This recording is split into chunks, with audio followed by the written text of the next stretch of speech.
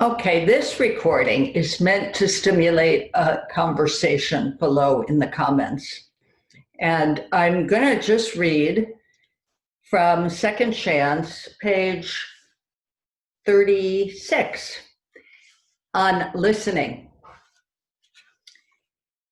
This is Jonathan speaking to Richard. He says, a conversation is interesting and can be quite informative.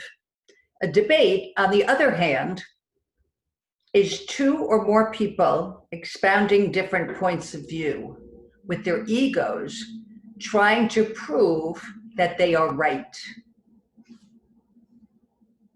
When this happens, there's an extraordinary effect on people.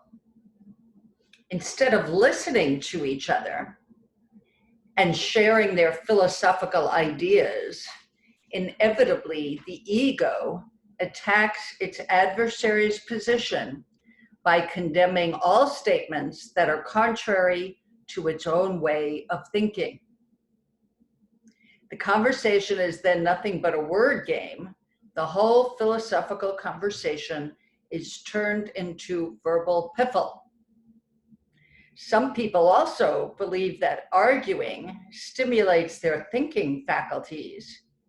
But if you take a closer look, you will notice it has an adverse effect. It actually creates a mental barrier with each person only interested in finding an opening to discredit their adversary. Such people therefore go through life with an inverted outlook, never learning anything new. Wow. I hope you find that as profound as I do, because just not even in our own lives, but in observing other people's lives and observing discussions, wherever you might be, could be in the middle of the grocery store on the checkout line or anywhere in your life with friends, family, strangers. If you notice how people do not listen to one another, they're listening to their own thinking. It's amazing that just about every couple that comes for counseling will come to say that they need help communicating. What they need help with actually is listening. If you can set aside your own agenda just to listen as openly, not to accept or not accept. It's not a matter of accepting how another person sees things. You just want to understand how they see things, what their reality looks like to them. It'll give you a clue on their worldview. It will give you all sorts of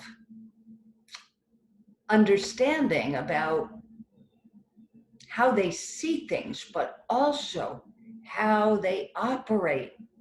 How they operate is exactly the same as how you and every other human operates through the three principles of mind, thought, and consciousness. When you recognize that, the profundity of it, it cannot help but have an impact on your ability to listen without judgment, without criticism,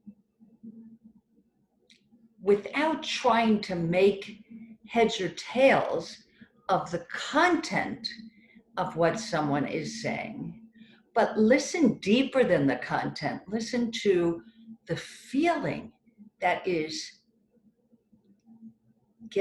being expressed. Listen for the feeling that is being expressed. That's connecting. That is connecting. And people often think that they're connecting by just repeating back the words that the speaker has said. Well, no, not at all. It doesn't matter if you can repeat the words like a parrot.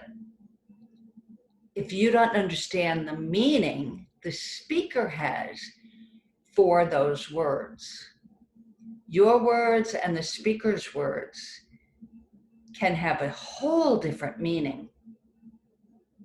Or the speaker's words can have a whole different meaning for you and for them. It's like the simple words of the three principles, mind, thought, and consciousness. You would not believe how many people stop at their interpretation of those words. So they think mind, brain, thought. Yeah, what am I going to have for dinner? Consciousness. Yeah, aware of life around me. No, that's not the three principles. First of all, and that's why Sid Banks capitalized mind, thought, and consciousness, because they don't mean what people typically think those, attribute those words to mean. And it's unfortunate when a person hears at such a superficial level, at the level of, the word definition in a spelling bee, for instance. We've been taught to listen for that kind of feedback so we can spell correctly and we can give the correct answer to a word definition.